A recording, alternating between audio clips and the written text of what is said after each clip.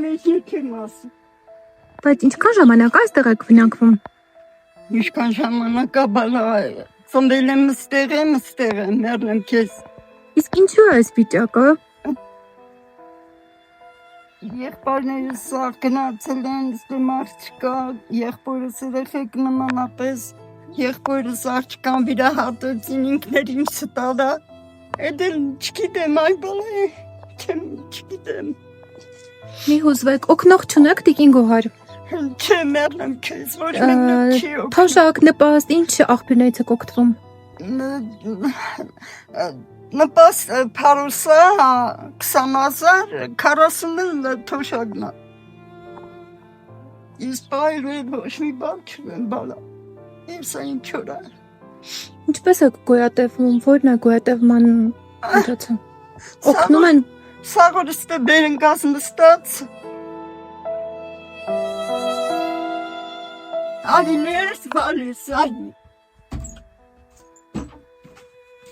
Արի ուրած պատի։ Լույս ունեք։ Սա է ձեր ունեցած լույսը, այո։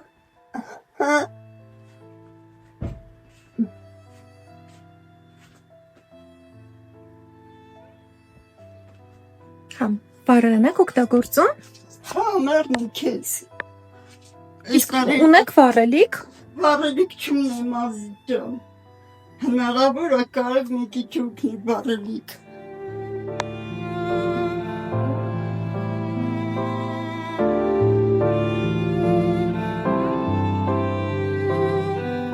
Հասարակվան մի բաժակ կատնի, որ մարդիկան չտենան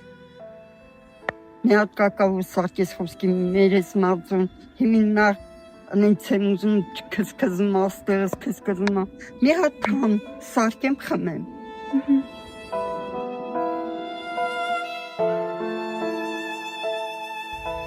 Դե օգնեն էլի մենակին։